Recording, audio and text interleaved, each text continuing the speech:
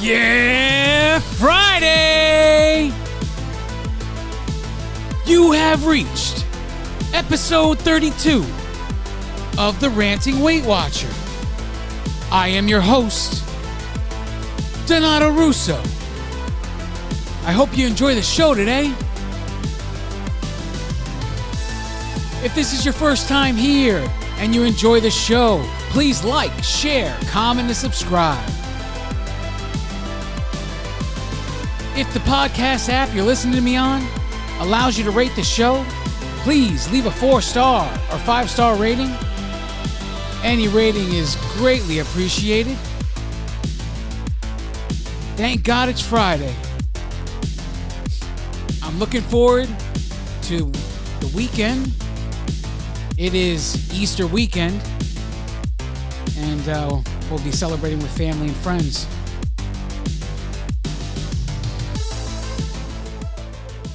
I hope you guys have a great holiday. And here we go. Let's get into this. Journey updates. All right, guys. This is the kind of week I don't like to have a show. Well, we had a gain, and I can't say I didn't expect a gain coming at some point, you know? You have so many weeks of losses. At some point, you have a gain, and it's, you know, some people call it an adjustment, you know, like your body is adjusting now to the new lower weight, but it's not, you know, the weights you achieved may not be the true weight, and so there's an adjustment at some point. You know it's such because you change nothing diet-wise, you change nothing exercise-wise.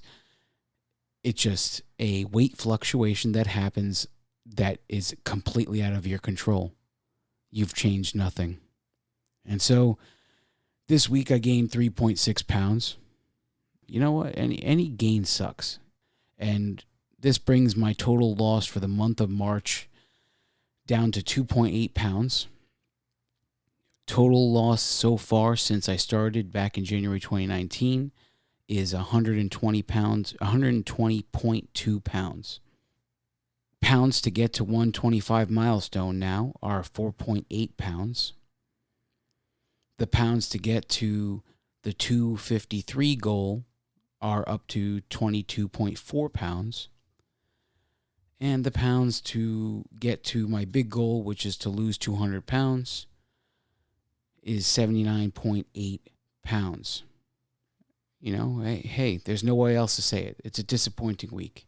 You know, even though you have had previous weeks of complete success, and, you know, that's exactly what they are, complete success.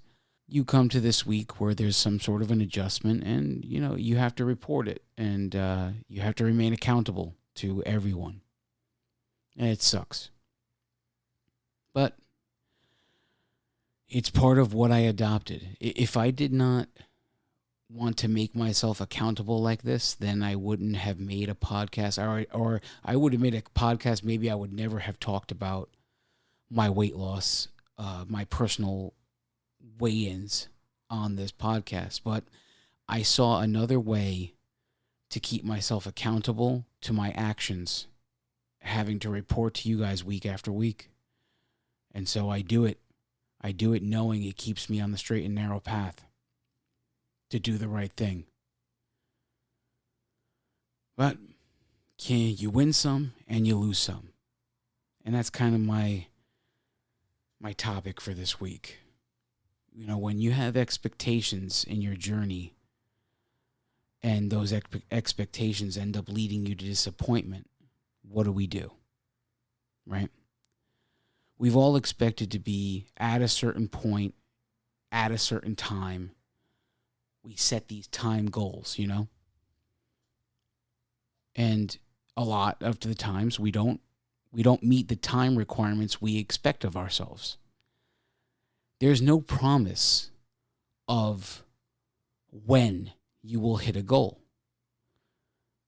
There's only the promise that if you do what you're supposed to do, eventually you will hit the goal, regardless of circumstance. If you keep doing what is required, eventually you will hit the goal. That's the only promise we have. And what's the promise when it comes to Weight Watchers? As long as you track, weigh and measure, and move, you will have success on the plan. It may not be in your time frame, you know? And this is just part of life. It's part of what we deal with, you know? Especially, there's a reason why they call it a lifestyle. It's because it's going to be for the rest of our lives. And maybe, yeah, I'm there with you. I'm there with you. I have these time things in my head. I set goals on timelines, although I don't do it as much anymore because, God, when I was setting time goals for when I approached the 75-pound milestone, and I was setting time goals when I approached the 100-pound milestone, but not as much as the 75.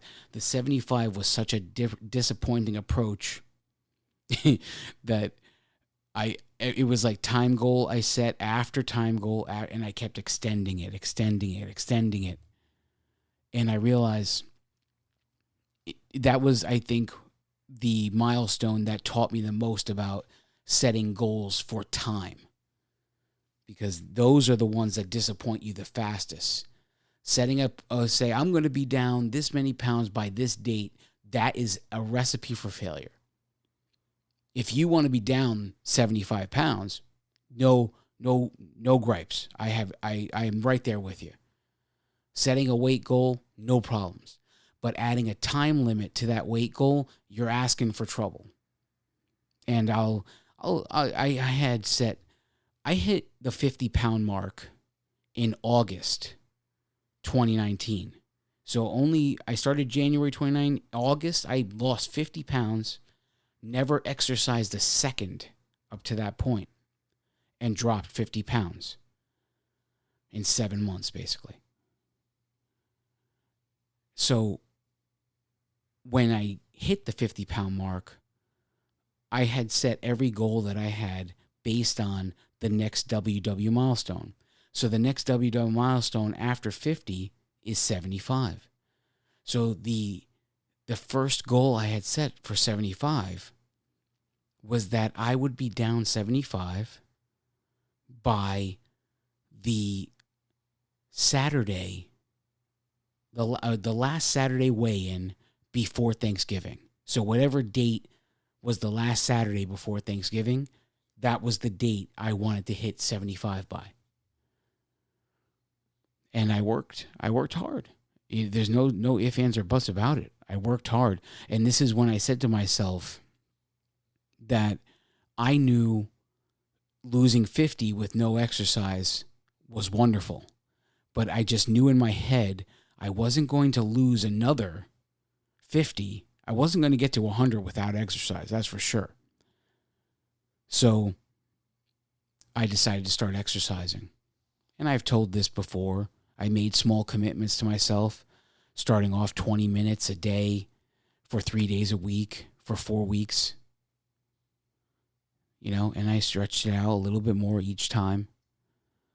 But as I introduced more and more exercise, it became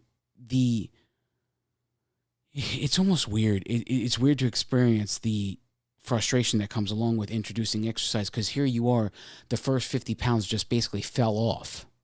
And now you're without putting any work except for tracking, weighing, and measuring. That's what I did. Make some good choices, food-wise. Track, weigh, measure. No exercise. And so the 50 pounds just fell off with almost no effort. And so here I am thinking, okay, now I'm actually putting work in, and now is the time it should fall off faster. That's the logical brain thinking, right? But no, it actually slowed down, to be honest with you. My weight loss rate slowed down. And the more weight you lose, the slower it starts to come off. And that's just natural part of the journey. Don't get me wrong. But it still doesn't stop you. When you introduce exercise like this and you feel like you're doing good for yourself, it does not stop you from thinking the weight loss should come off quicker. And I actually had more gains after I started exercising than I did before. Don't get me wrong, I had plenty of gains leading up to the 50-pound mark. But I had more unfounded gains where I didn't feel like I deserved them going to 75 than anything else. So needless to say, the Saturday before Thanksgiving 2019 came and went, and I was not near 75. So I said, okay, we're going to readjust this goal. We're going to set it for the Saturday before Christmas. And Saturday before Christmas came and went. Again, nowhere near. So then I stupidly set the goal for New Year's, which is what, a week later? No, still not. It took 2 more timeline goals being failed for me to say I need to stop setting a time limit on the goal to get to 75. I believe, and I stupidly didn't have this up and ready to look at for you, but I believe I hit the 75-pound milestone finally in February, if I remember correctly. It is, I'm doing this live, sorry about that. 75, yes, February 15th was the initial time that I finally hit 75 milestone. And, hey, it sucks, but it is part of the journey. And I learned, it was like a beatdown course on never set a time goal on a weight that you wish to be. Never set a time goal. And it was a lesson in patience in the most of out of the whole thing. It was a lesson in patience. But when you're disappointed like this, how do you deal with it? Are you someone who immediately says, "Oh, okay, the scale's not going in my way, so I'm going to dive into the refrigerator"? Because nothing in the refrigerator is going to make the scale give up. Nothing in the refrigerator is going to make the scale say, "Oh, okay, fine. She's mad. He's mad. I'll actually start moving." Nothing in the fridge is going to enable that. And I'm not going to say I never thought about it. I'm not going to say I was never frustrated enough to just want to go and eat whatever I want. I had very, very people I very much love in my life that at these key moments, they always had something to set me straight. They would always say a thing that would snap me out of it. And there would always be someone that came along at the right time when I was in this frustrated mode that would say, "Hey, come on. Number one, stop setting time goals, because your timeline is not your journey's timeline. Just keep doing the work. It'll come when it comes." And that was the lesson. The road to 75 was the lesson in do not set time goals, because you're just looking for disappointment after disappointment after disappointment. So my goals became stay consistent, stay consistent, stay consistent. Never make a change unless a trend dictates otherwise. And that's where I came with my whole system of never making a change unless the trends were consistent 3 weeks in a row. If I had 3 weeks in a row of gains, that's when I would make a change. As I know there's so many of you right now that think that's just nuts to watch the scale go up 3 weeks in a row and change nothing until the third week. But it takes a lot of courage. Don't get me wrong. It takes a lot of freaking courage to do it. But sometimes it's just an anomaly. Sometimes it bounces right back after 1 week. Sometimes it bounces back after 2. Sometimes you get 3 gains in a row. And that's when you say, time to make a change. And I firmly still go by this now, even today. Here I am over a year into the journey, 120 pounds down, and I still go by that now. I make no changes in my routine, no changes in exercise, no changes in eating, unless the scale goes up 3 weeks in a row. And that's just how I approach it. And the last thing you need to do, the last thing you can do to fix your disappointment is invade the refrigerator. Because all you're going to do is create the cycle of guilt all over again. You're going to go and pig out, eat whatever the hell you want. And you're going to feel even more shit than when you first went into the refrigerator. However angry you felt when you went into the refrigerator, you're going to be 10 times worse than that being done with the refrigerator. And there's no other way to say that. And then you're going to beat yourself up even more. And maybe you eat it even more after beating yourself up. And then you're going to get to the point where you're going to say, you know what, enough is enough. And you're going to make a declaration. You're going to say, that's it. I'm back on track today. And for all you know, you're going to go through this moment where you start to do good again. And then something else happens to disappoint you.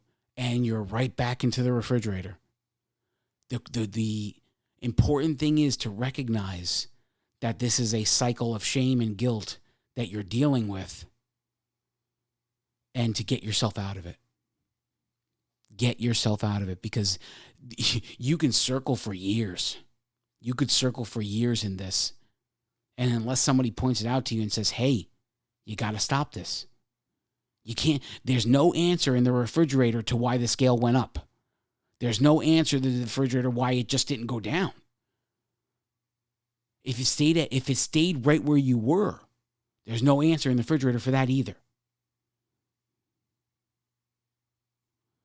And there's no answer for when you have a big loss. There is no celebration in the refrigerator either. Because then you're just right back to where you started. All of these things. Because the shame cycle and the reward cycle, they're almost one and the same. You make a declaration. You do good. You get results. You reward yourself. Then you reward yourself too much. Now you feel guilty. Now you plummet out of control. You're swirling out of control. And then you get to the point right where you are making a declaration. So just as much as failure can cause you to go in through this spiral, success can cause you to go through the same spiral. It's just a few extra steps. And you got to know where you are at all times. You got to know what you're thinking, where your mind is at. Only you can do it. No one can do it for you. Well, we're going to take a break. When we come back, I'm going to tell you about, not only did the scale disappoint me this week, but a shopping trip disappointed me too. So it's been a disappointing weekend all around. And we're going to get into that when we come back, so stay with me. Greetings, ladies and gentlemen. Thank you so much for listening to the Ranting Weight Watcher. If you would like to connect on social media, we would love to connect with you. On the Weight Watchers Connect app, search for @RantingWeightWatcher. All of our other social media links can be found at www.therantingweightwatcher.com. You can also email the show, say hello, or share your story with us. Send your emails to therantingweightwatcher@gmail.com. We look forward to hearing from you. If this is your first time here, and you enjoyed the show, please like, share, comment, and subscribe. We are proud to announce that the Ranting Weight Watcher has been rated number 6 in Feedspot.com's top 10 Weight Watchers podcasts. Click the link in the show's description if you wish to see the full list. If the podcast app you are listening with allows you to rate the show, please leave a 4-star or 5-star rating, whatever is in your heart to leave. Any rating is greatly appreciated. And now, without further delay, here is the star of the show, Donato Russo. And we are back. Thanks for sticking with me. We've been talking about dealing with disappointment when you have expectations that don't go your way in this episode. And I had a disappointment this week at the scale. And you know what? I can't say it wasn't expected, but that's not even the biggest disappointment of the weekend, to be honest with you. And I'm going to tell you a little bit more about this. You see, one thing I've always wished I can have is to look so good that you make the clothes you wear look good. Not for the clothes to make you look good, for you to make the clothes look good. Like, they put a suit on a mannequin and they make that the body shape of that mannequin so perfect to make the suit showcased. Okay? And that was one of my dreams. To have a body that was so good that I could put a suit on and make the suit look good. Not to have the suit make me look good. And I always had this dream in my head that I would be wearing a custom-made 3-piece suit one day. That's my style. I like the vest. I like when you could take the jacket of a suit off and still look like you're wearing a jacket. You still look formal. It's not just the tie hanging down, whatever it is. You still look well put together because the vest is there. And there's some people that think that's old-fashioned, and I don't really care how you feel about it. But it's just what I want. I want that 3-piece suit. And I've wanted it, man, I've wanted it many years, many years. I used to say that if I would love having a job where it required wearing a suit every day and to be so successful at everything. That's off topic, but people dream of, like finding a magic lamp and you rub it and the genie pops out and gives you 3 wishes. And I always say that I only needed one of the 3. I didn't need all 3 because with one wish, I can take care of everything else. And I would wish to be successful at everything I attempted. And everything else would fall into place. And that was the one thing I wished for most of my life was success. And to have that 3-piece suit meant success to me. And it still, to this day, means success to me. And maybe you guys think that's foolish. Hey, it's just me. It's what I think. It's what I want. I don't know what else to say. But I don't know if you ever heard of the show, but there was a TV show. It's over now, but I believe you can catch it on Prime, Amazon Prime. It was called Suits, and it was the world of corporate law, okay? We're talking about copyright and all kinds of things. And there was one thing that people always said to me, I missed my calling. I should have been a lawyer. And there's not a day that goes by where I don't believe that they're right. I believe that they're right, and I did miss my calling, and I could have been someone in corporate law arguing in a courtroom. And this show, Suits, was my favorite show. I mean, even today, I'll just feel like the pull to want to watch it from episode 1 and start over. It's like 9 seasons long. And the character in the show, his name is Harvey Specter. And this guy is the epitome of success. And I mean, he's good looking. He makes the suit look good kind of guy, right? And he oozes success. Everything about him, to the point where he has a little bit of arrogance, but it's almost charming. It's not like he's this guy you're going to hate because he's too arrogant. I loved the character. I always, if there was anyone I pictured to be, If there was anyone that I could say, can I snap my fingers right now and become, it would be Harvey Specter, to have that personality, to be so successful. You just can't see. You trust your gut so much because of your past success that you just can't see you can do anything wrong. Just to be that good at something. And when I first started watching the show, I became obsessed with the show instantly because it was everything, the world of law and everything else that I like. I used to like Law and Order a lot, and I loved the courtroom part of Law and Order, but this was a completely different ball game. It was just an air of confidence that, I mean, people only wish to achieve this type of confidence.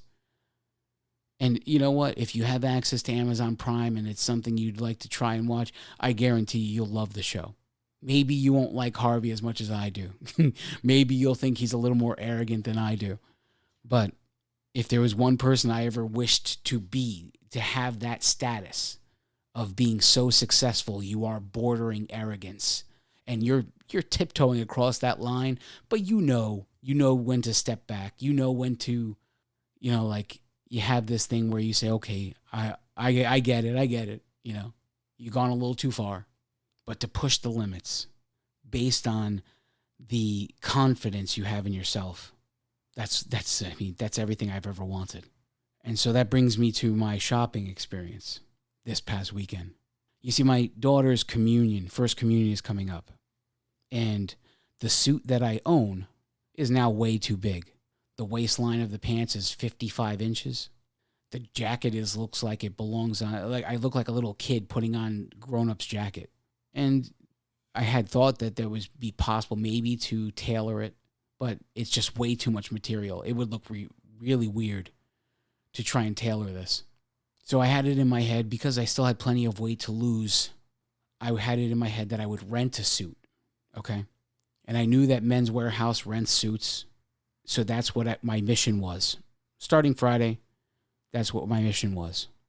Walked into Men's Warehouse, got measured, and I can't say the image of Harvey Specter wasn't dancing in my head on Friday, because I had dropped 123 pounds. Well, at that time, that was before I realized I had a gain. But I was down 123 pounds, and I was feeling good about myself. I had just put on an extra large shirt for the first time in God knows how many years. I still haven't been able to figure that out, the last time I wore an extra large. It was in grade school, for sure. Grade school. We're talking about up to 6th grade. Somewhere leading up to 6th grade, that's when the last time I wore an extra large. So I was going in there with a high that, because I had put on an extra large for the first time in God knows how many years, that I was going to have that feeling even a little bit. I knew I wasn't there. I knew I wasn't Harvey Specter suit-esque, but I was close. I feel like that I was a lot closer than I was when I started in 2019. So she started taking my measurements, this woman, and right away she starts talking about, I'm kind of in between sizes on the waist, so the pants are going to be a little bit too big. They're going to send them too big, and we can't tailor them because it's a rental. They can tailor the length, that's it, not the width. And she said another one was going to be, the coat was going to be too long because I'm short.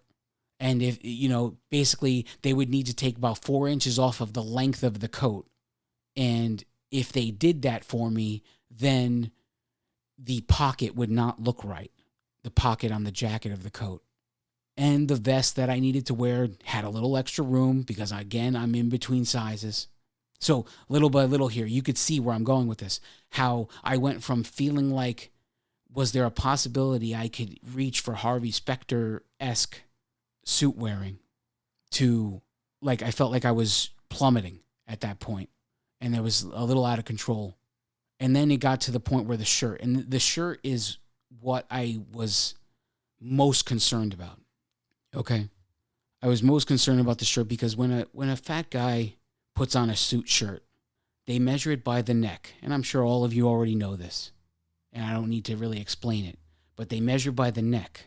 But when you're fat, your neck doesn't coincide with your stomach, right? So I have a 17.5-inch neck, and a normal, healthy person with a 17.5 neck says that 17.5-inch neck means they have this size waist. I don't have that size waist. So this causes me to need a larger neck size.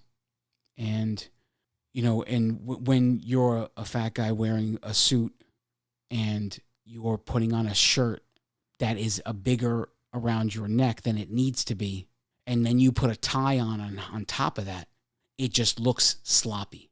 It looks like you're wearing a suit that's too big. The neck doesn't match up.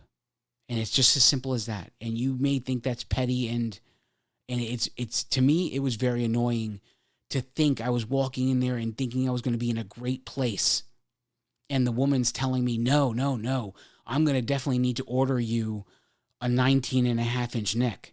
In my closet right now, I have a 20-inch neck on my old suit shirts. 20-inch neck. What's a half an inch? What, are you kidding me right now? I put that shirt on and it's like I'm wearing a smock. There's no way I could need a 19-inch. But she was insistent. So I ordered the suit, and I said to her I would find my own shirt and my own tie. And they didn't have any. I mean, I tried on a jacket for size. I tried on a vest for size. But I didn't know what size shirt to get. And I went home and I was disappointed. I was very aggravated. Got it in my head that I would go back to Men's Warehouse, but act like I was shopping for a shirt. And maybe if I didn't go into the suit rental area, I would not see this woman again. I could just quickly try on a shirt, see what it fit like, and try on anything but a 19.5. I would start at 17.5 and work my way up, not from 19 and work my way down. That's for sure.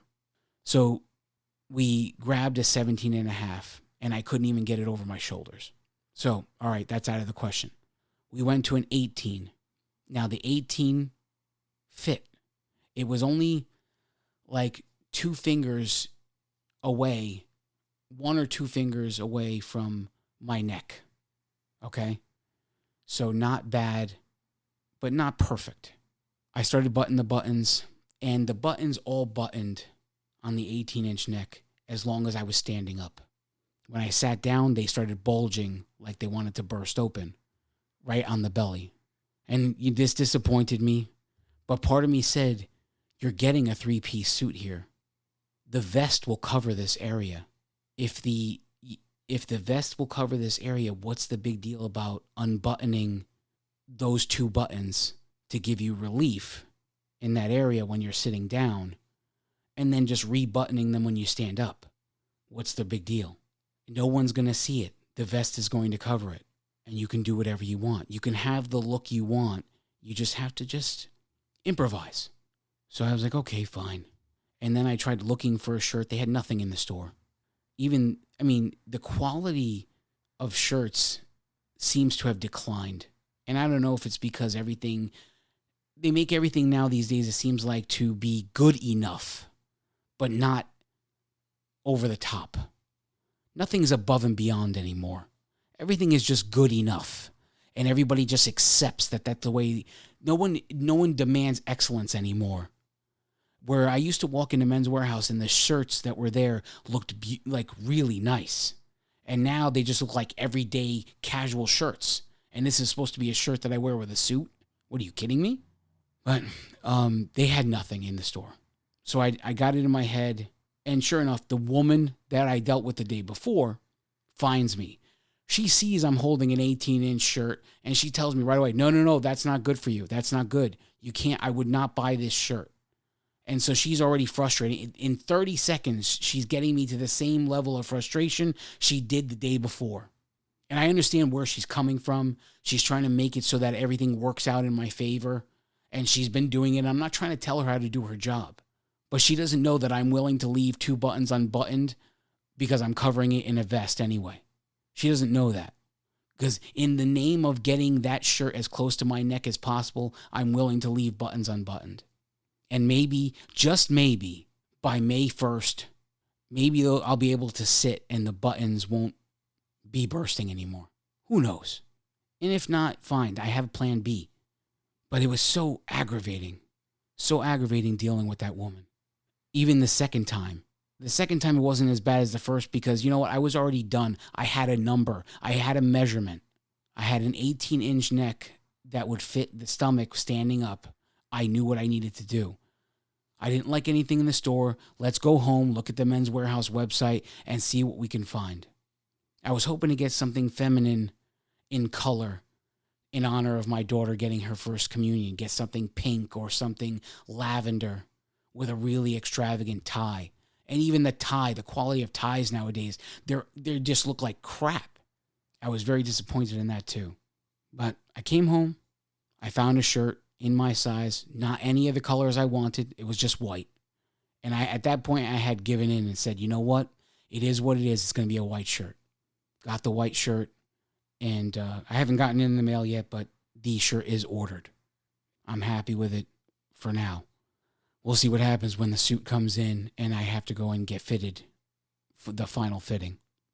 But it's been a tough weekend. And all that said, I feel like I dealt with it. I didn't come home and felt like I wanted to binge eat, that's for sure. And maybe 2 years ago, when I first started, maybe it would have been different. But not this time. And so all of that storytelling today brings me to this. You know, there's no doubt about it. This weekend just sucked. It was a complete reminder of everything that got me to hit rock bottom in my life.